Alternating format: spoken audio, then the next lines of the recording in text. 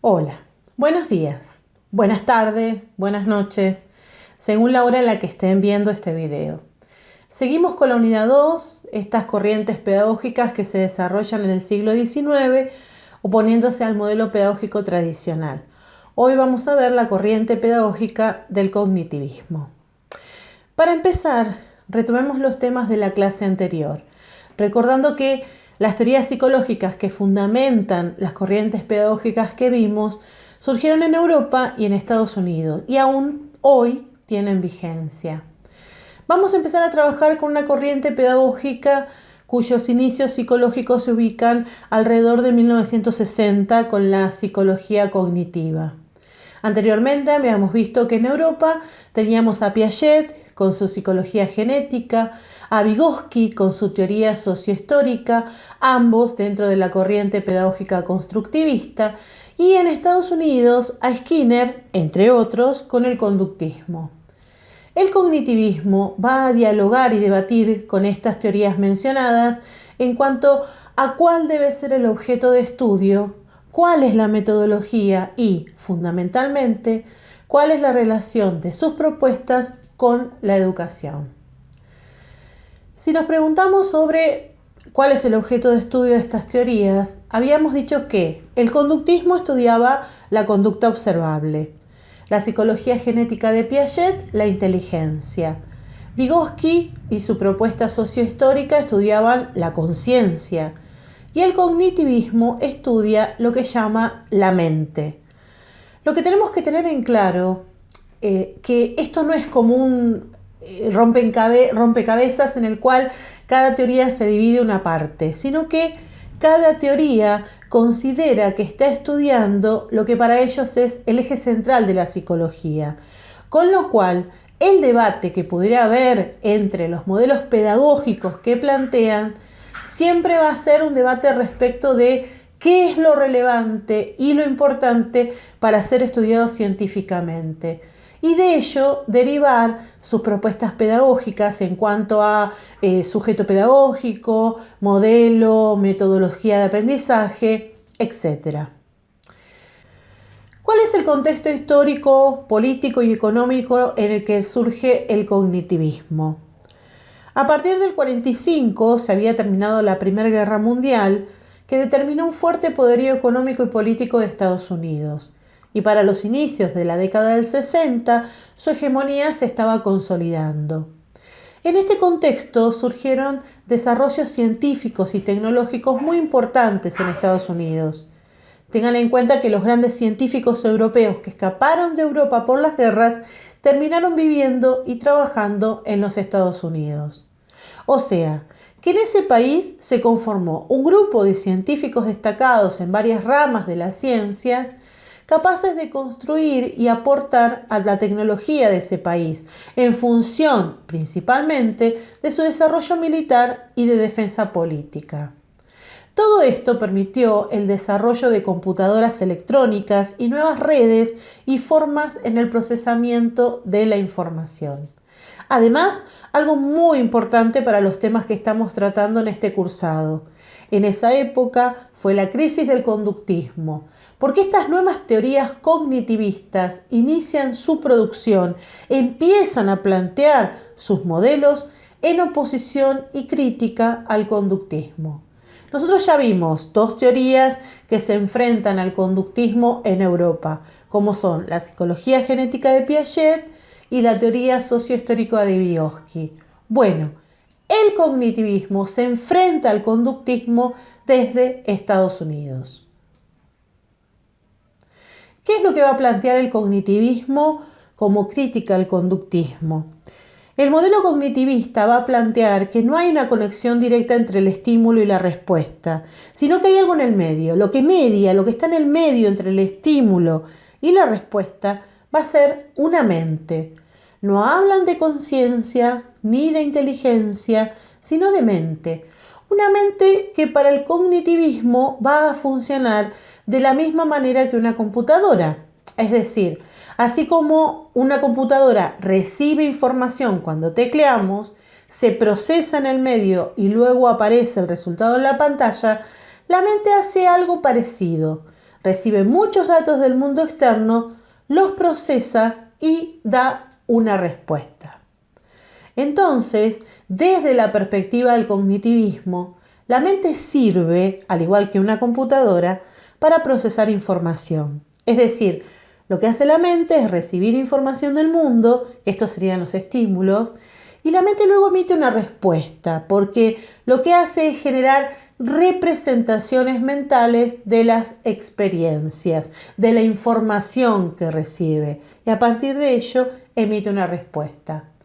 Esas representaciones no son la realidad, se parecen, pero no es lo mismo que lo que ocurre fuera de la mente. Por eso es representación, ¿sí? Esto significa que las representaciones son la forma en que la mente tiene para codificar la información que recibe. Ahora, ¿cómo codifica la mente? Para los cognitivistas, el lenguaje, las palabras son fundamentales en estos procesos mentales, específicamente en los procesos de representación que la mente hace de la realidad. Cuando analizamos las representaciones, esas codificaciones de la mente, tendemos a pensar que nuestras representaciones son parecidas a una imagen, ¿cierto? Es decir, que si yo ahora en este momento digo sol y playa, rápidamente ustedes van a pensar en algo parecido a una foto, a una imagen de lo que para ustedes es un paisaje de sol y de playa. Bien, esta es una de las razones por la cual la imagen ha sido tan usada en el campo educativo. ¿Recuerdan cuando vimos Jacomenio y toda su propuesta de la utilización de la imagen? Bueno, y esto es porque se considera que la mente procesa fácil la imagen.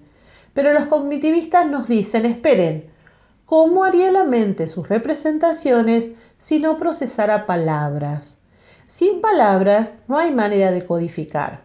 Fíjense, por ejemplo, si yo les digo, por las dudas deben estudiar mucho para el trabajo final, pero no de memoria.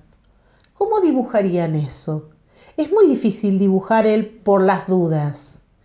Por ejemplo, no se puede. Y nosotros vivimos con frases o representaciones de ese orden para entender el mundo. O vamos a algo más simple. Si yo digo, la casa es azul, posiblemente ustedes dibujen una casa como aquellas que dibujábamos en el colegio y puedan generar una imagen. Ahora, ¿cómo dibujan el la de la casa? No tienen manera de dibujarse. O es, tampoco tiene manera de ser dibujado. Y si le digo, la casa fue azul, no se puede dibujar. Entonces, ahí es cuando desde el cognitivismo nos dicen, la mente codifica las representaciones en palabras y por eso la importancia del lenguaje. Entonces, las imágenes nunca logran atrapar del todo cuál es el significado de nuestras experiencias hechas representaciones. Y pedagógicamente, esto es muy importante porque en educación, fundamentalmente en educación inicial, en los primeros años, se suele usar mucho las imágenes, pero los cognitivistas desde su corriente pedagógica plantea que si no les damos la significación lingüística a esa imagen, queda solo en dibujitos sueltos. Entonces, ¿qué es aprender desde esta corriente pedagógica? En principio, no es solo recuperar información. Para los cognitivistas, el proceso mental, muy simplificado, sería: el sujeto recibe información, la convierte en representaciones mentales y la almacena en la memoria. ¿Dónde estaría el aprendizaje? El aprendizaje estaría en el proceso de almacenamiento y en la recuperación de esa información. Porque cuando almaceno, codifico, significo. Y cuando recupero esa relación, recupero la relación entre los significados. Porque para el cognitivismo hay aprendizaje en tanto el sujeto pueda atribuir significado. Si se usa la memoria como loro, no va a haber aprendizaje. El aprendizaje significa almacenar y recuperar atribuyendo significado. Entonces, en base a lo anterior, plantean que todo conocimiento es resultado de la búsqueda y acción real del sujeto sobre su entorno y no puede concebirse como mera transmisión desde afuera o cualidad inherente de la psiqui originada en lo interno. Por esta razón, los cognitivistas conciben a los modelos de aprendizaje como una relación del sujeto activo sobre el objeto. Bien, estas serían las características básicas y más generales de la corriente pedagógica cognitiva, pero veamos ahora una propuesta específica dentro del cognitivismo y basada en el constructivismo, que son los aportes realizados por Jerome Bruner. Seguramente que ya lo han escuchado nombrar. Jerome Bruner es un psicólogo norteamericano que comenzó sus estudios sobre el tema de los procesos cognitivos, específicamente la relación que hay entre la percepción y el pensamiento. El caso de Bruner es especial porque sus propuestas con respecto a qué se entiende por conocimiento y aprendizaje pueden dividirse en dos etapas, una etapa inicial y una actual. Bruner está vivo. Estos cambios en sus teorías y en sus análisis se centran en la posición que ha tomado ante una disyuntiva. Si la cognición humana se explica mediante un modelo de la mente, entonces se es cognitivista. Pero si se asume que la cognición es más bien una construcción sociocultural, entonces se es culturalista. Habiendo sido inicialmente uno de los representantes más distinguidos de la psicología del procesamiento de la información, Bruner pasó años más tarde a defender con igual convicción la explicación sociocultural para la construcción del conocimiento. Es aquí donde podemos ver la influencia de Piaget, pero fundamentalmente de Vygotsky. Piaget en un primer momento y Vygotsky luego. Vamos a esta primera etapa de Bruner. Él comienza sus estudios sobre el tema de los procesos cognitivos, específicamente la relación entre la percepción y el pensamiento, y a partir de sus ideas iniciales desarrolla un modelo general de los procesos cognitivos, la evolución ontogenética, el aprendizaje y la enseñanza, que tuvo y mantiene una influencia notable sobre los modelos pedagógicos contemporáneos. Para Bruner, el desarrollo ontogenético aparece codeterminado por dos factores. El factor biológico, que sería la maduración interna del sujeto, y el factor social, que sería el sistema de influencias externas. Ahora, el desarrollo se define como el incremento de la capacidad del individuo para manejar información del ambiente, a través de la adquisición de mecanismos mediadores durante el aprendizaje. El lenguaje, para Bruner, constituye un medio esencial en su concepción por la posibilidad que le ofrece de independizarse de su contexto más inmediato, es decir, resignificar el contexto en el que vive a través de representaciones mentales creadas a partir del lenguaje.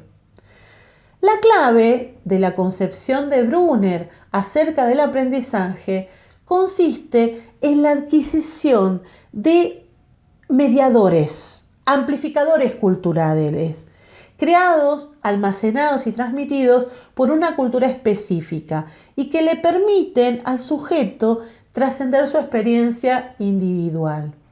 Esta adquisición solo es posible por su encuentro con los factores internos de carácter biológicos identificados con una voluntad de aprender propia de la especie humana, es decir, esta conjunción entre el factor interno de la voluntad del aprendizaje y los estímulos externos, transformados que hacen superar ese contexto externo.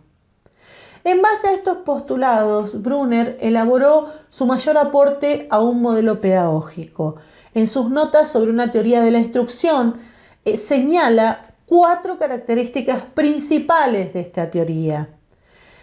Primero, especificar las condiciones que estimulan la predisposición a aprender. ¿Sí?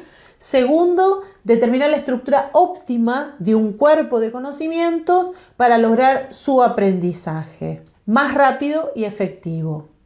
Tercero, sugerir el orden de presentación más adecuado. Y por último, el tipo de recompensas y castigos y sus secuencias, es decir, la evaluación. Cada uno de estos aspectos requieren una atención especial desde la pedagogía, no solo la preparación de una clase particular, sino del conjunto, es decir, de la clase, del currículum, de los medios y los materiales de enseñanza. Y además, todo esto supone un balance continuo entre el conocimiento a lograr y las motivaciones del estudiante. En esta primera etapa, en los años 60 y 70, Brunner asesoró a la National Science Foundation en la realización de proyectos curriculares de educación en ciencias para el sistema educativo estadounidense. Esta asesoría tuvo como resultado la formulación del enfoque de aprendizajes de las ciencias por descubrimiento, el aprendizaje por descubrimiento. Brunner creía, en aquel tiempo, que el propósito de la educación debía ser el desarrollo intelectual y que el currículo científico debía favorecer el desarrollo de habilidades para la resolución de problemas a través de la investigación y el descubrimiento. En consecuencia, apoyó y aportó al desarrollo de formas de enseñar las ciencias en las que se incentivara a los estudiantes a utilizar su intuición, su imaginación, su creatividad para lidiar con situaciones científicamente problemáticas. En correspondencia con su modelo de desarrollo conceptual, Brunner opinaba que el aprendizaje escolar debía ocurrir mediante razonamientos inductivos, partiendo de situaciones, casos o ejemplos específicos, hasta llegar a los principios generales. Para la época, estas propuestas representaban un cambio muy importante frente a una enseñanza científica que hasta ese momento había estado centrada en la memorización de hechos y de datos consignados en los libros. Se proponía, en cambio, centrar la atención en el proceso de construcción del conocimiento científico más que en los resultados del mismo. Los objetivos de la enseñanza pasaron de la transmisión de la información a la creación de condiciones para el desarrollo de habilidades de indagación científica. El cambio hacia este enfoque esencialmente activo fue muy profundo y se difundió rápidamente a la comunidad educativa y así comenzaron a surgir gran cantidad de propuestas didácticas basadas en estas propuestas, en estas teorías. Es la época de la aparición del laboratorio escolar, concebido como el entorno más adecuado para el desarrollo del razonamiento inductivo, la forma lógica que está en la base del aprendizaje por casos, el aprendizaje por simulación o el aprendizaje por resolución de problemas, entre otras de las propuestas que se incorporaron a los currículums.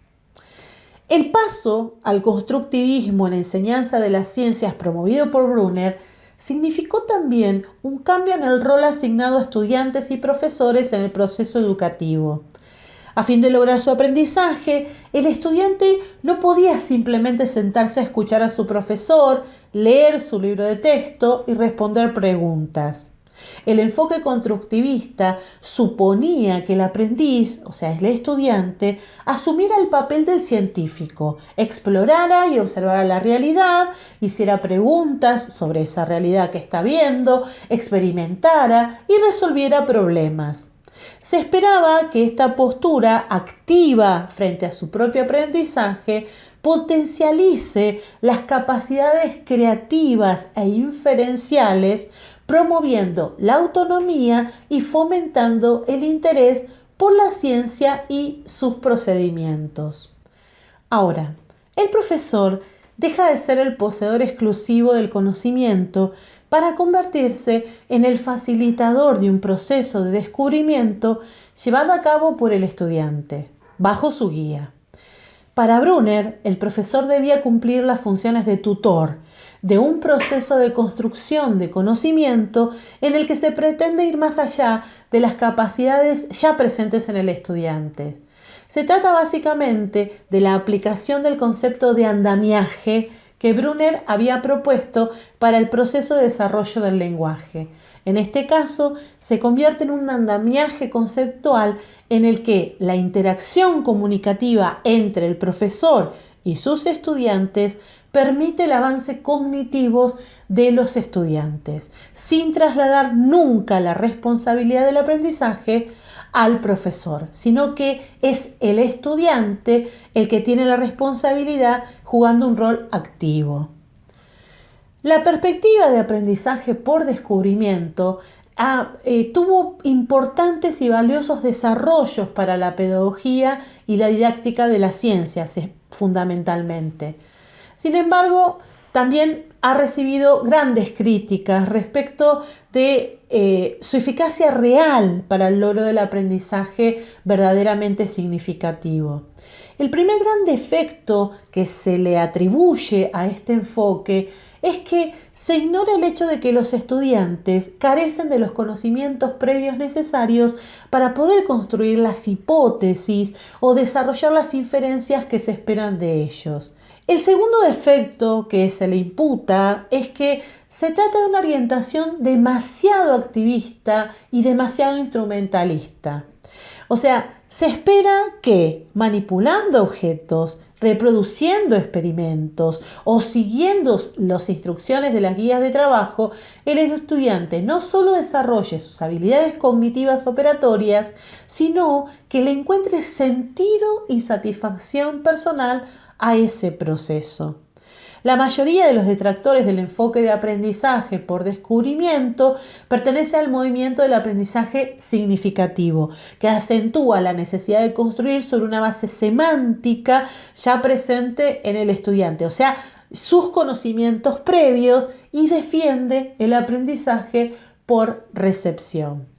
En general, las críticas al enfoque provienen de planteamientos alrededor de una cognición humana situada, en la que la forma del conocimiento se encuentra en directa conexión con su contenido. En este sentido, enseñar a pensar científicamente estaría suponiendo necesariamente enseñar las formas, los contenidos y los entornos en los cuales estas formas y contenidos adquieren relevancia y validez. De esa manera se haría significativo. Esta es precisamente la perspectiva a la cual adhirió Brunner en lo que podríamos llamar su evolución o su viraje hacia el culturalismo, el proceso de aprendizaje por enculturación, denominado con sus propias palabras. En 1997, Brunner publica su libro Educación, Puerta de la Cultura, en la que va definiendo su giro hacia una visión sociocultural de la cognición y lo que implicaría para la educación. Un primer mensaje del culturalismo para la pedagogía escolar radica en que todo conocimiento es una construcción cognitiva con diversos niveles de validación social y cultural. Reconocer la presencia de múltiples formas de construir realidades conduce a reubicar saberes tradicionalmente hegemónicos, como el conocimiento científico o los dogmas religiosos, y ponerlos en igualdad de condiciones socioculturales con formas de conocer menos elitistas o poderosas, tales como el saber cotidiano o el pensamiento animista mágico. De allí su perspectiva de múltiples formas de construir. Para Brunner, en un contexto educativo en donde casi lo único seguro es que muchas y muy diversas formas de conocer circulan y se entrecruzan en la mente de los estudiantes, distinciones claves como la de conocimiento científico, conocimiento escolar, ciencia escolar o conocimiento espontáneo no solo son importantes, sino que son necesarias. Esto significa que Brunner propone la relativización del conocimiento y su multiplicación en dimensiones de realidad, todas igualmente válidas, pero al mismo tiempo todas limitadas por el contexto cultural. La de Brunner es una propuesta interpretativa de la realidad y de sus discursos, es decir, no basta con percibir la realidad y luego representarla de maneras cada vez más generales. Es necesario interpretar esa realidad desde el punto de vista de quién la construyó, del para qué la construyó, del por qué la construyó, qué o quién le asignó validez y cuáles serían otras formas de representar eso mismo. Se trata entonces de asumir la perspectiva hermenéutica en el contexto pedagógico. Las actuales intuiciones de las pedagogías críticas estarían intentando poner en práctica esta visión relativista del conocimiento. Finalmente, la perspectiva culturalista, dada la importancia que le asigna al entorno como fuente desde la cual se construye el conocimiento, aboga por la interacción social comunicativa como mecanismo principal en el aprendizaje. Adquieren relevancia aquí entonces los planteos que vimos de Vygotsky y su concepto de mediación semiótica, de mediación verbal en el aprendizaje. En este caso, el reto para las pedagogías es encontrar fórmulas que permitan la construcción conjunta de conocimientos culturalmente relevantes sobre la base de una interacción comunicativa altamente significativa para todos y cada uno de los participantes.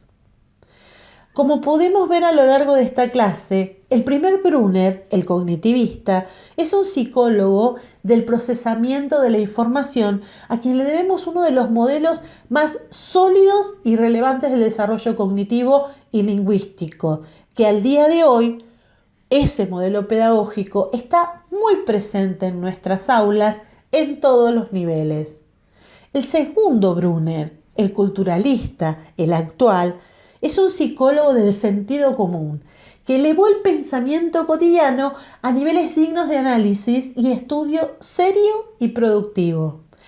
No deja de ser cognitivista, pero privilegia otros elementos. Por eso en su evolución vamos a ver dos teorías sobre el desarrollo cognitivo que obviamente impactan en los modelos pedagógicos que propone.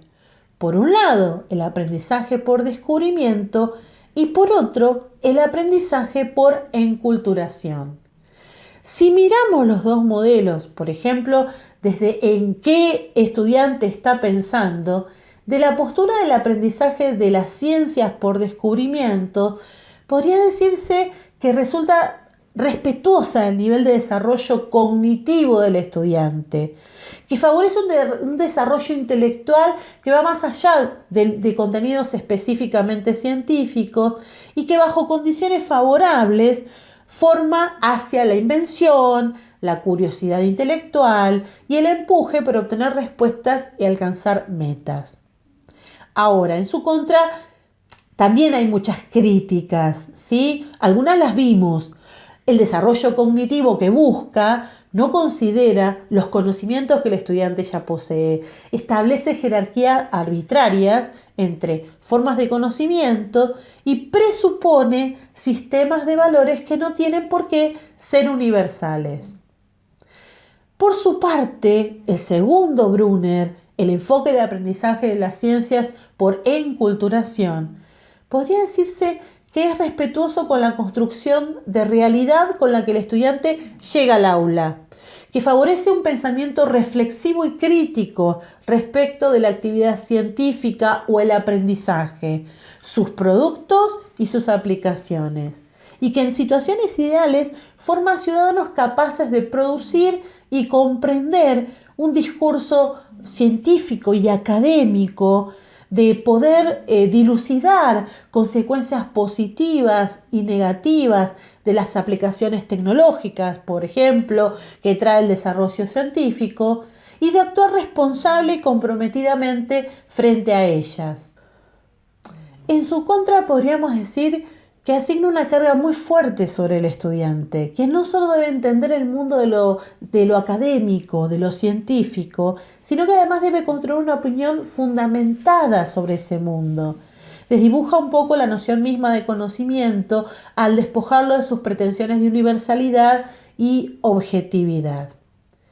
Mientras el aprendizaje por descubrimiento favorecería a un estudiante autónomo en sus procesos de pensamiento, con disposición para el manejo de sistemas formales de representación del conocimiento y con un gusto especial por proponer explicaciones teóricas, el aprendizaje por enculturación favorecería a un estudiante heterónomo en su forma de construir conocimiento, con disposición para ilustrar y contextualizar ideas por medio de situaciones particulares y dado a buscar todas las relaciones e implicaciones posibles de un hecho o su explicación.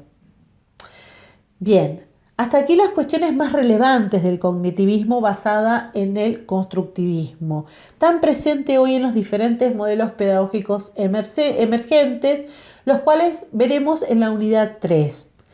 En la próxima videoclase intentaremos cerrar la unidad 2 con las pedagogías críticas en sus variantes más importantes, que tienen muchos puntos de contacto con esta última parte de Brunner que vimos, en la cual el entorno y el lenguaje juegan papeles esenciales. Bien, muchas gracias. Adiós.